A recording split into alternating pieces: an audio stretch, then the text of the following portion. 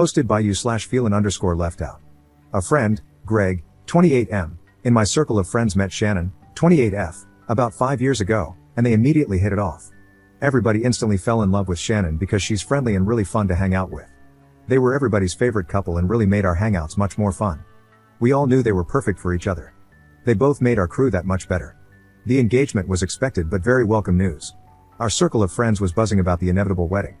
Then the invitations went out. You know those save the date magnets that people send out?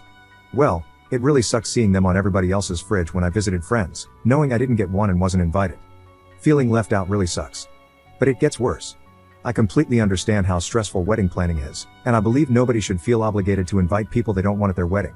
It's their day and their ceremony, and they shouldn't have to have people there who they don't want. I didn't cause a fuss or express to anyone that I was hurt or felt excluded from the wedding and, by extension, excluded from the group.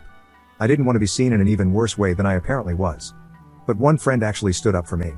When their wedding came up in conversation and people talked about booking flights and rooms, destination wedding in New York City, eventually, I was asked if I had booked yet. I said, my girlfriend and I, weren't invited.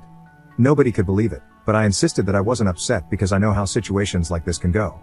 I didn't want to cause trouble because then the happy couple might resent me. Then I'd be the bad guy. I heard through other friends that my friend Tracy thought it was really messed up that I wasn't invited. She and I never spoke about how I wasn't invited to the wedding, but she really felt a certain way about it. So, a month before the destination wedding, I got a text from Greg basically saying sorry for forgetting to send an invite, and that they would love to have us come to the wedding. It was way too late at that point for me. I couldn't get away from my job, and I hadn't had a chance to put money aside for a year for an expensive NYC destination wedding like everyone else did. I didn't even get a save the date. Every flight and hotel, no rooms where everyone else was staying, obviously, too late for that, was unaffordable for me. I texted him back that I couldn't make it. The wedding came and went, and I felt bad about everything. I saw the Facebook pictures of my friends all having the time of their lives. It looked like a great wedding. There's even a picture of just the group of friends labeled the crew. I don't think I've ever felt so left out, honestly. It really made me feel worthless and unwanted. So naturally, the typical thoughts surfaced. They don't like you. They think you're annoying. They think you're a jerk. If you can't identify the schmuck in a group of friends, that means you're it. They think you try way too hard to be nice and think you're a phony. Then, as if it couldn't get any worse, Shannon messaged me on Facebook asking why I didn't RSVP and said they missed me at the wedding. RSVP? RSVP? Doesn't one have to be invited in order to RSVP? Everybody else got a year to prepare between getting save the dates and actual wedding invitations. I got a text message a month before the wedding. Just as I feared, I'm being made out to be the bad guy, and I even made a point to keep my feelings to myself and play it cool. But, as usual, I didn't say this to her because I knew how I would end up looking. I actually apologized for I don't even know what, but I made a point to mention how I had spoken with Greg about it. I also made sure to compliment the wedding pictures and say it looked like fun.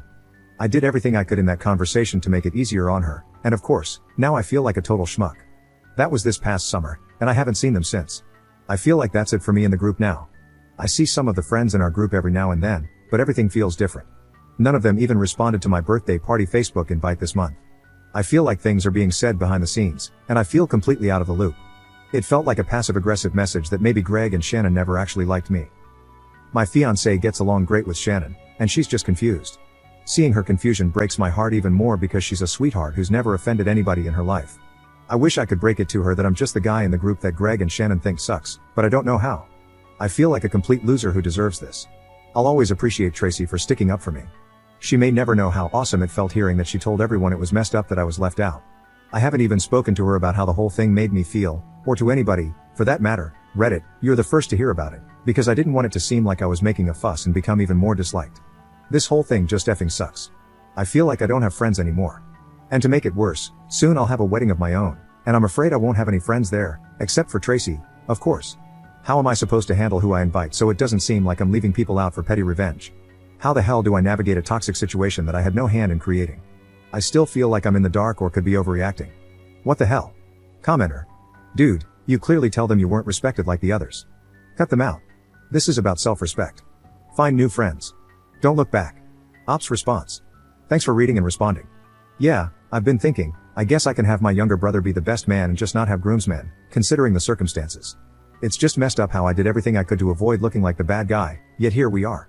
I'm the bad guy regardless of anything I did. Commenter. That totally sucks. I'd be hurt too. Do you think maybe Greg was in charge of sending invites to his friends and forgot? Or maybe it got lost in the mail? I had an invite get returned to me a month after I sent it, but thankfully I had sent a save the date and sent my invite super early, so it ended up being fine. But if I hadn't, one of my cousins might have incorrectly thought she was excluded. It sounds like Shannon, at least, thought you were sent an invite if she was upset you didn't RSVP. You actually did RSVP by texting Greg back, but it sounds like she thought you'd been sent an RSVP response card. Ops response.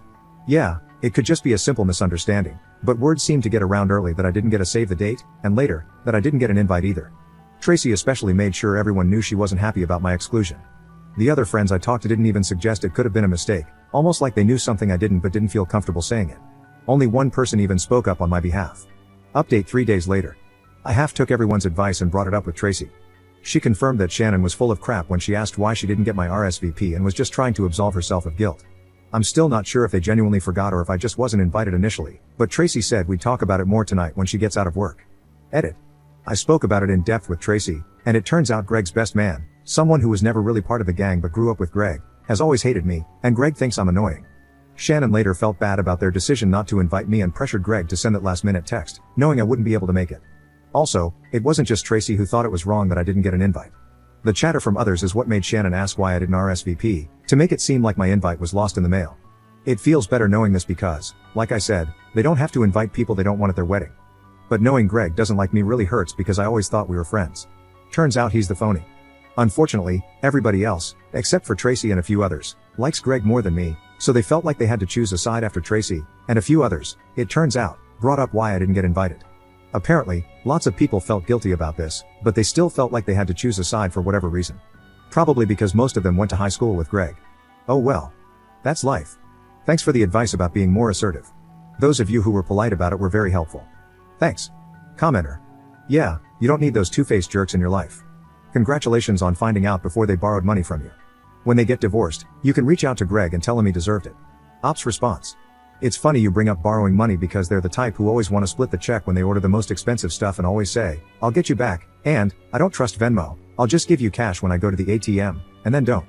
On the plus side, I don't have to pay for part of their steak and lobster dinners anymore. Commenter. Do you think you'll invite Greg, Shannon, and their best man to your wedding knowing all this? And what about the friends who chose them over you?